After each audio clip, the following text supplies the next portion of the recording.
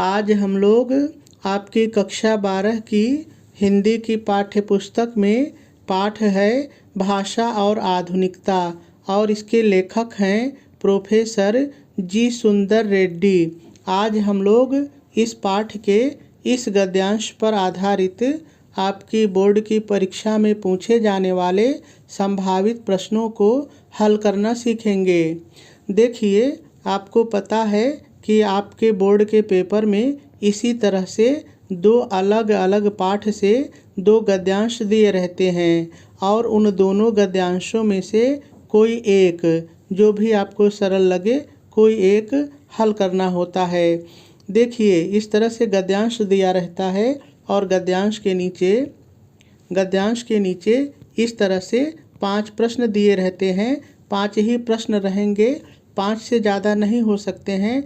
यहाँ पर 2 प्रश्न मैंने ज़्यादा लिया हुआ है आपको समझाने के लिए। और देखिए, यदि प्रश्न के अंकों की बात करें तो एक प्रश्न 2 नंबर का होता है। इस तरह से गद्यांश पर आधारित जो प्रश्न होते हैं कुल मिलाकर के 10 नंबर के होते हैं।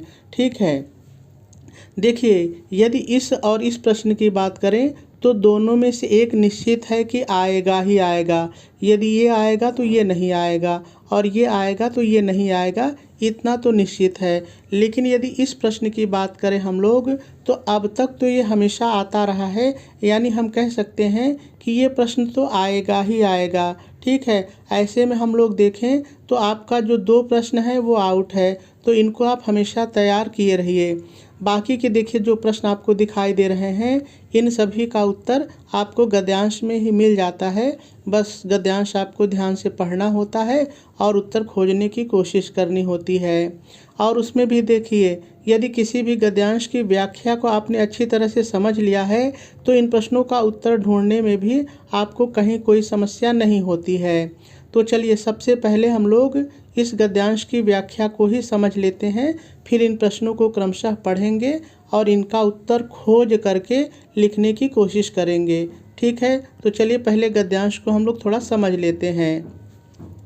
तो देखिए, इस गद्यांश में जो लेखक प्रोफेसर जी सुंदर रेड्डी जी हैं वो कहते हैं, नवीनीकरण में कितना ही प्रशस्त कार्य क्यों न हुआ हो, उस प्रक्रिया में यह भूलना नहीं चाहिए कि भाषा का मुख्य कार्य सुस्पष्ट अभिव्यक्ति है। पूर्ण विराम आ गया। तो चलिए इतनी बात समझते हैं।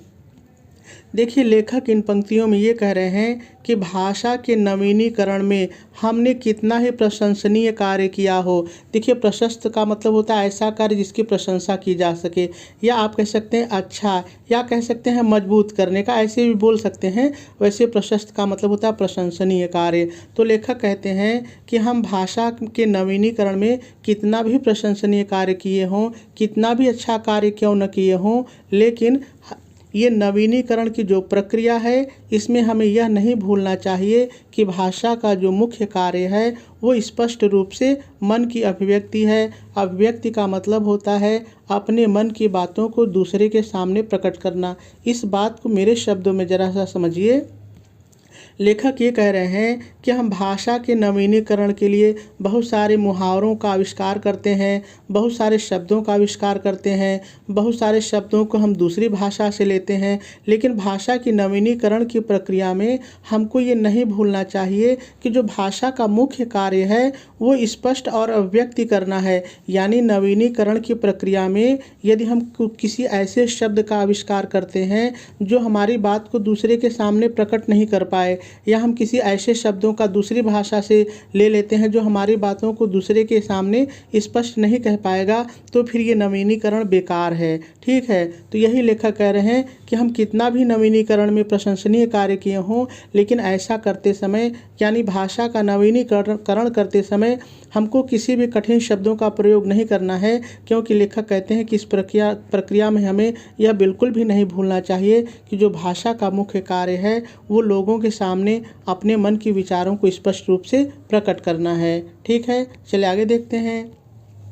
आगे लेखक कहते हैं, यदि सुस्पष्टता एवं निर्दिष्टता। देखिए, निर्दिष्टता का मतलब होता है निर्देशन करना, मार्गदर्शन करना। ठीक है। तो यदि सुस्पष्टता एवं निर्दिष्टता से कोई भी भाषा वंचित रहे तो वह भाषा चिरकाल तक जीवित नहीं रह सकेगी। फिर पूर्ण विराम आ गया। तो चलिए इतनी बात को समझते हैं।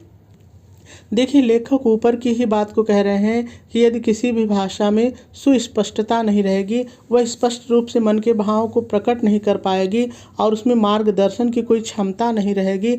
यदि वह मार्गदर्शन से भी वंचित रहेगी तो वह भाषा लंबे समय तक, चिरकाल का मतलब अधिक समय तक, बहुत दिनों तक, लंबे समय तक, चिरकाल तक जीवित नहीं रह सकेगी। इस बात को मेरे शब्दों में ज़रा सा समझिए।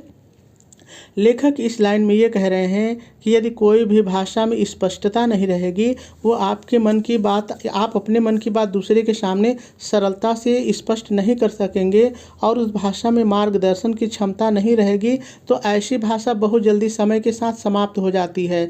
क्योंकि जिसमें नवीनता नहीं आएगी, स्पष्टता नहीं आएगी, जिसमें निर्दिष्टता की क्षमता नहीं रहेगी, वो भाषा बहुत दिनों तक जीवित नहीं रह पाएगी, अपने आप को बचा नहीं पाएगी और धीरे धीरे समाप्त हो जाएगी।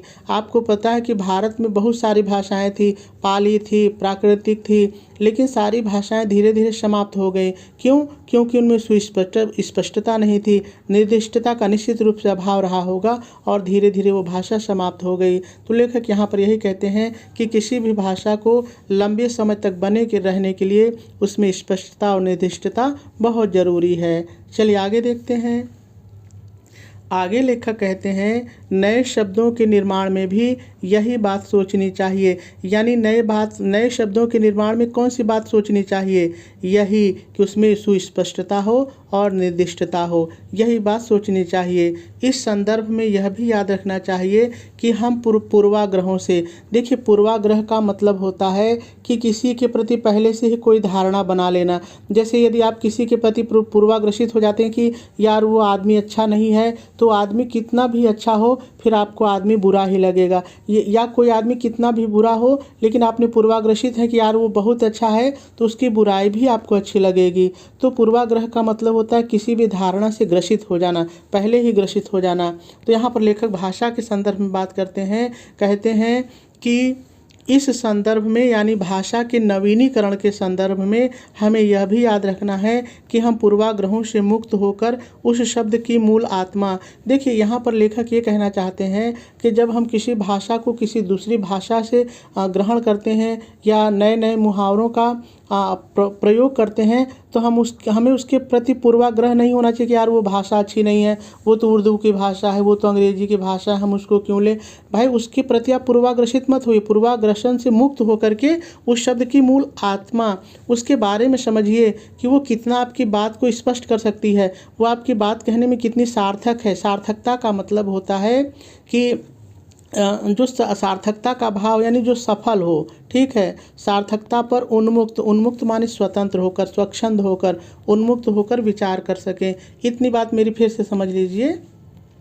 लेखक कहते हैं कि भाषा के नवीनीकरण के संदर्भ में हमें यह भी याद रखना चाहिए कि हम ग्रसन से मुक्त होकर के, यानी किसी भी भाषा उसके शब्दों से पहले से पूर्वाग्रसित न होकर के उस शब्द की मूल आत्मा के बारे में, यानी उस शब्द की उत्पत्ति जो हुई है वह हमारी बात को कितनी आसानी से लोगों के सामने प्रकट कर सकती है, वह हमारी भाषा में हमारे भाव को प्रकट करने के लिए कितना समर्थ होगी। इन सभी बातों पर हमें स्वतंत्र मन से, स्वच्छंद मन से विचार करना चाहिए।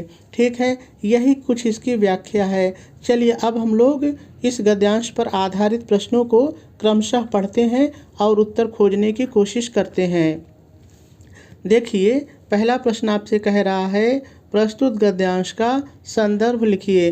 देखिए, संदर्भ लिखने के लिए मैंने आपको कई बार बताया है कि 3 चीज़ें आवश्यक होती हैं। कौन कौन सी होती हैं, चलिए एक बार मैं फिर से आपको बता दूं।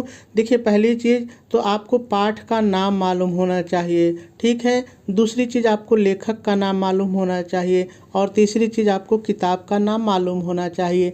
इन 3 चीज़ों का मुख्य रूप से हम प्रयोग करते हैं। अब तीनों चीज़ें हमको पता है, पाठ का नाम भाषा और आधुनिकता, लेखक का नाम प्रोफेसर जी सुंदर रेड्डी और हिंदी का आपकी किताब का नाम हिंदी या सामान्य हिंदी। यदि आप कला वर्ग के हैं तो हिंदी कहिए, यदि आप विज्ञान वर्ग के हैं तो सामान्य हिंदी कहिए। चलिए अब हम लोग संदर्भ लिखते हैं। सबसे पहले हम लोग प्रश्न उत्तर नंबर डालेंगे। आप अपने पेपर में देख लीजिए, जो भी नंबर हो उसको डाल दीजिए। फिर कम से कम 1 से 2 लाइन छोड़ दीजिए और 2 में से जो एक गद्यांश हल करेंगे उसका संकेत डालेंगे, यानी उस गद्यांश के शुरू का और डाट डाट करके अंत का थोड़ा सा लिख लेंगे। ठीक है, उसके बाद उप नंबर डालेंगे। ठीक है, उप नंबर डाल करके प्रश्न ने कहा था कि संदर्भ लिखिए, तो हम हेडिंग डालेंगे संदर्भ और डैश डाल करके लिखेंगे प्रस्तुत गद्यांश हमारी पाठ्य पुस्तक हिंदी के गद्य खंड में संकलित भाषा और आधुनिकता नामक। यहाँ पर थोड़ा सा ध्यान दीजिए। देखिए, यदि आप कला वर्ग के हैं तो हिंदी लिखिए, यदि आप विज्ञान वर्ग के हैं तो यहाँ सामान्य हिंदी कर दीजिए। ठीक है, तो भाषा और आधुनिकता नामक निबंध से उद्धृत है, या आप कह सकते हैं शीर्षक से उद्धृत है, या आप कह सकते हैं पाठ से लिया गया है। जो भी आपको अच्छा लगे एक लिख सकते हैं, मैंने तीनों आपको बता दिया। इसके लेखक प्रोफेसर जी सुंदर रेड्डी जी हैं और आपका पहला प्रश्न पूरा हो जाएगा। देखिए, यहाँ पर थोड़ा सा आपको ध्यान देना है कि किताब का नाम, शीर्षक यानी पाठ का नाम और लेखक का नाम आपको हाईलाइट करना है, यानी काले रंग की पेन से लिखेंगे तो अच्छा लगेगा।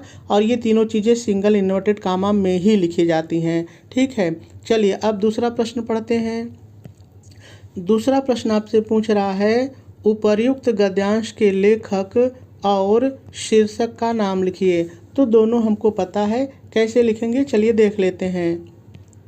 देखिए, जब आपका पहला प्रश्न पूरा हो जाए तो फिर एक लाइन छोड़ दीजिए, दूसरा उप नंबर डालेंगे और लिखेंगे प्रस्तुत गद्यांश के पाठ। अगर प्रश्न में रहेगा पाठ तो पाठ का नाम भाषा और आधुनिकता। यदि प्रश्न में रहेगा शीर्षक तो हम लोग लिखेंगे प्रस्तुत गद्यांश के शीर्षक का नाम भाषा और आधुनिकता और लेखक का नाम प्रोफेसर जी सुंदर रेड्डी है। और आपका दूसरा उत्तर भी पूरा हो जाएगा। यहाँ पर आपको फिर से ये ध्यान देना है कि यदि आप मेरी तरह लिख रहे हैं तो भाषा और आधुनिकता यानी पाठ का नाम, शीर्षक का नाम आप हाईलाइट करिए और सिंगल इन्वर्टेड कामा में लिखिए, और लेखक का नाम भी आप हाईलाइट करेंगे। हाईलाइट के कहने का तात्पर्य है कि काले रंग की पेन से लिखेंगे। ठीक है, और सिंगल इन्वर्टेड कामा में लिखेंगे। इस तरह से आपका दूसरा उत्तर भी पूरा हो जाएगा।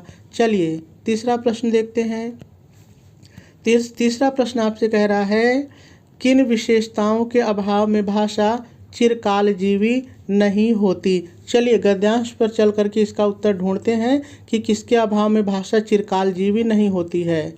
तो देखिए, यदि आप पढ़ेंगे गद्यांश तो यहाँ आपको मिल जाएगा चिरकाल तक जीवित नहीं रह सकती, यानी उत्तर हमको और पहले मिलेगा। तो हम लोग यहाँ देख लेंगे, यहाँ से हमारा उत्तर मिल जाएगा सुस्पष्टता एवं निर्दिष्टता के अभाव में कोई भी भाषा चिरकाल तक जीवित नहीं रह सकती। उत्तर थोड़ा सा प्रश्न की भाषा में बनाना पड़ेगा, लेकिन यहाँ से मिल जाएगा सुस्पष्टता एवं निर्दिष्टता के अभाव में कोई भी भाषा चिरकाल तक जीवित नहीं रह सकती है। ठीक है, अब लिखेंगे कैसे प्रश्न की भाषा में, चलिए देख लेते हैं। तो आप नंबरिंग करेंगे, उप नंबर डालेंगे और लिखेंगे सुस्पष्टता एवं निर्दिष्टता जैसी विशेषताओं के अभाव में कोई भी भाषा चिरकालजीवी नहीं होती। ठीक है, प्रश्न कहेगा नहीं होती तो नहीं होती, प्रश्न कहेगा नहीं हो सकती तो नहीं हो सकती, जैसी भाषा प्रश्न की हो। ठीक है, चलिए चौथा प्रश्न देखते हैं। चौथा प्रश्न कह रहा है, सार्थकता और उन्मुक्तता का अर्थ लिखिए। पहले हम लोग इन दोनों शब्दों को देखते हैं कि गद्यांश में आया कहाँ है। तो देखिए, यदि आप ध्यान दीजिए तो सार्थकता और उन्मुक्तता यहाँ पर आया है। तो दोनों का अर्थ मैंने बताया। सार्थकता मतलब सफलता या सफल होने का भाव, सार्थक होने का भाव, और उन्मुक्त माने स्वच्छंद या स्वतंत्र। ठीक है, अब लिखेंगे कैसे चलिए देखते हैं। देखिए, आप चाहे तो मेरी तरह लिख सकते हैं, नंबरिंग करेंगे, शब्द अर्थ लिखेंगे, शब्द के नीचे दोनों शब्द लिख देंगे। और देखिए, सार्थकता मतलब सफलता, यानी दोनों भाव लिख दिए, सार्थक होने का भाव, और उन्मुक्तता माने स्वच्छंदता। ठीक है, और ये चौथा भी पूरा हो जाएगा। चलिए पांचवा प्रश्न देखते हैं। ध्यान रहे, आपके पेपर में कोई 5 प्रश्न ही आएगा। भाषा का मुख्य कार्य क्या है। चलिए गद्यांश पर देखते हैं कि भाषा का मुख्य कार्य क्या है। तो देखिए, यहाँ पर दिख रहा है भाषा का मुख्य कार्य सुस्पष्ट अभिव्यक्ति है। उत्तर सीधे सीधे मिल गया, तो हम यहाँ से उत्तर लिख लेंगे। कैसे लिखेंगे चलिए देख लेते हैं। तो देखिए आप नंबरिंग करेंगे और लिखेंगे भाषा का मुख्य कार्य सुस्पष्ट अभिव्यक्ति है, और ये उत्तर भी पूरा हो जाएगा। चलिए अगला प्रश्न जो अलग से मैंने लिया उसको भी देख लेते हैं। प्रश्न आपसे कह रहा है पूर्वाग्रहों से मुक्त होकर विचार करने से क्या आशय है। चलिए गद्यांश पर उत्तर ढूंढते हैं। तो देखिए यहाँ पर आपको मिल जाएगा, पूर्वाग्रह शब्द ढूंढिए कहाँ है, यहाँ है। तो देखिए यहाँ से आपको उत्तर मिल जाएगा। ठीक है, पूर्वाग्रह से मुक्त होकर उस शब्द की मूल आत्मा तथा सार्थकता पर उन्मुक्त विचार करना चाहिए। प्रश्न कह रहा है चाहिए तो हम करेंगे चाहिए। ठीक है, उत्तर मिल गया। अब लिखेंगे कैसे, चलिए देख लेते हैं। तो देखिए आप नंबरिंग करेंगे और लिखेंगे पूर्वाग्रहों से मुक्त होकर विचार करने का आशय उस शब्द की मूल आत्मा तथा सार्थकता पर स्वतंत्र होकर विचार करना है। ठीक है, और ये उत्तर भी आपका पूरा हो जाएगा। चलिए अंतिम प्रश्न देखते हैं जो कि निश्चित है, आता ही आता है। प्रश्न है रेखांकित अंश की व्याख्या कीजिए। तो पहले देख लेते हैं रेखांकित अंश है कहाँ पर।